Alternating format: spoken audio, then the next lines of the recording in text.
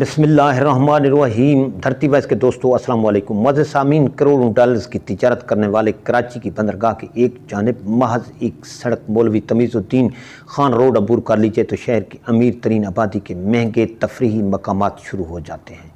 Boat بیسن، بیچ luxury hotel, نیا امریکی سفارت خانہ، یہاں تک کہ سابق وزیر اعظم بے نظیر بھٹو، ان کے شریک حیات سابق صدر آصف علی زرداری اور ان کے صاحبزادے بلاول بھٹو کی رہائش گاہ بلاول ہاؤس کی عمارت دکھائی دینے لگتی ہے، اور اسی بندرگاہ کی جناح برج کی دوسری جانب غربت اور بے روزگاری کے کھوک میں جنم لینے والی جرائم کا گڑھ لیاری ہے۔ لیاری ایک ایسی جادو نگری ہے جسے ہر دور کے حکمرانوں نے انسانوں کا چڑیا گھر سمجھا اور اس کے ساتھ ایسا ہی سلوک کیا ہے۔ ککری گراؤنڈ کے بڑے جلسے میں بھٹو نے کہا تھا، ذوالفقار علی بھٹو کا لیاری سے ایک اور رشتہ ان کے دادا غلام مرتضیٰ بھٹو کا تھا، جس نے ایک انگریز عورت کو عشق میں بھگا کر لیاری کے علاقے کھڈا کے غلام محمد کے ہاں پناہ لی تھی۔ بے نظیر بھٹو نے نہ فقط اپنے پہلے بچے کو لیاری میں جنم نہیں دیا بلکہ ان کے ایک پیر کا مزار بھی لیاری میں ہے۔ آصف علی زرداری کو لیاری والوں نے جیل سے انتخابات جتوائے تھے، لیکن جب لیاری والوں کو پانی نہیں ملا تو لیاری کی عورتوں نے یوں شکایت کی، جیل میں تھا وہ، اڑے جیل میں اسے بچہ پیدا کرنے کے لیے وقت تھا پر لیاری والوں کو پانی نہیں دلا سکتا تھا۔ یحییٰ خان کا دور تھا تو لیاری میں حاجی چارو کے قصے عام ہوئے کہ کس طرح اس نے لانچوں میں انسانی سمگلنگ کے ذریعے لوگ دبئی بھیجنے کا گھور دھندا شروع کیا تھا، اور پھر لانچ ڈوبنے سے کئی لوگ بحر عرب کی لہروں میں موت کا شکار ہو گئے تھے۔ لیاری کے حاجی چارو سے لے کر تربت کے یعقوب کنگ تک انسانی سمگلنگ کی ایک الگ کہانی ہے دوستو۔ ایوب خان کی امریت کے دنوں میں لیاری میں شیرل اور داد محمد اور رحمان ڈکیٹ کے والد جیسے لوگوں کے قصے مشہور ہوئے، جن پر لیاری میں سیاسی اثر و رسوخ رکھنے والے ہارون خاندان کی سرپرستی مشہور تھی۔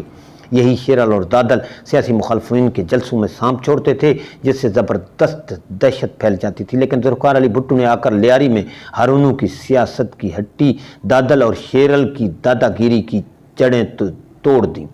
بھٹو خود سب سے بڑا عوامی شیرل اور دادل بن گیا۔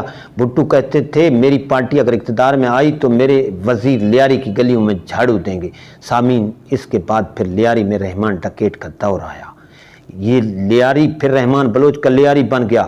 آپ سردار عبدالرحمان بلوچ کہیں یا رحمان ڈکیٹ کہیں، پولیس افسران، قانونی و سرکاری دستاویزات، اہل علاقہ اور شہر کے سیاسی رہنماؤں کی بات مانے تو اس رحمان بلوچ کا لیاری، جس نے خود اپنی ماں کو قتل کیا تھا اور جس کے باپ کو بابو ڈکیٹ نے مار ڈالا تھا، وہ رحمان بلوچ جس نے پاکستان کے مقتول وزیر اعظم بے نظیر بھٹو پر کراچی میں 18 اکتوبر 2007 کے سانحہ کارساز کے ہونے والے حملے کے بعد بے نظیر بھٹو کو ان کی ذاتی رہائش گاہ بلاول ہاؤس تک بحفاظت پہنچانے کی ذمہ داری نبھائی تھی۔ ایک ایسا شخص جسے کچھ لوگ مسیحا اور سیاسی رہنما کہتے اور سمجھتے ہوں اور کچھ ہلکے غریب علاقے کا جرائم پیشہ منشیات فروش مانتے ہوں، اس قدر طاقتور تھا کہ سابق وزیر اعظم کو اپنی حفاظت کے لیے اس کی مدد درکار تھی۔ رحمان ڈکیٹ کی بربریت کا وہ دور تھا جس میں جگری دوستوں کے ہاں ایک دوسرے کے خاندان قتل ہوئے، بھائی جیسے ساتھیوں نے ایک دوسرے کے سر کاٹ ڈالے، ساتھ کھانا کھاتے دوستوں نے ایک دوسرے کو قتل کیا، اور بچپن کی پڑوسی نے ایک دوسرے کی لاشیں تک انتقام کی آگ میں جلا ڈالیں۔ سامعین، تب کراچی کے کئی علاقوں میں رحمان ڈکیٹ اور بابو ڈکیٹ جیسے طاقتور لوگوں کے ٹارچر سیل قائم ہو چکے تھے۔ مخالفین کا سر عام اغوا اور قتل ہونا تھا۔ ان کی لاشوں کو باقی تمام مخالفین کے لیے عبرت بنا کر بوری میں بند کر کے پھینک دیا جاتا تھا۔ زندہ انسانوں کے گھٹنوں میں ڈرل مشین سے سوراخ کیے جاتے تھے، کھمبوں سے لٹکا کر ان کو زندہ اور مردہ ٹکڑے کر دیا جاتا تھا۔ آری، ہتھوڑے اور چھینی سے کاٹا، ہاتھ پاؤں بھی کیلیں ٹھونک دینا، گلے کاٹ دینا، زبان کی بنیاد پر شناخت کر کے لوگوں کو بسوں سے اتار کر مار دیا جانا، سب کچھ روزانہ کا معمول تھا۔ سامعین، رحمان ڈکیٹ کراچی کے انڈر ورلڈ کا ایسا کردار تھا جس کی زندگی کے کئی پہلو متنازع رہے ہیں۔ وہ فلموں کے ہیروز کی طرح جرائم سے کمائی گئی دولت اپنے علاقے کی غریبوں میں تقسیم کرنے کے لیے بھی مشہور رہا۔ سن 2008-2009 میں رحمان ڈکیٹ نے اپنی ایک الگ حیثیت بنائی۔ انہوں نے اپنے آپ کو سردار عبدالرحمان بلوچ کے نام سے متعارف کروانا شروع کیا تھا۔ رحمان ڈکیٹ اگر انڈر ورلڈ کے گرو تھے تو سردار عبدالرحمان علاقے کی سیاسی شخصیت بھی بنے تھے۔ وہ لیاری میں قائم کی جانے والی امن کمیٹیوں کے نگران رہے۔ رحمان بلوچ نے اپنے آپ کو حکمران جماعت پیپل پارٹی سے منسوب کیے رکھا۔ لیاری کے بے تاج بادشاہ سمجھے جانے والے اس بدنام زمانہ گینگسٹر اور اقدام قتل، اغوا اور اغوا برائے تاوان اور منشیہ فروشی جیسے سنگین جرائم کی درجنوں وارداتوں میں ملوث سردار عبدالرحمن بلوچ یا رحمان ڈکیت، جو پیپلز امن کمیٹی کے بانی سربراہ بھی سمجھے جاتے تھے، 9 اگست 2009 کو چودھری اسلم کے ہاتھوں مارے گئے۔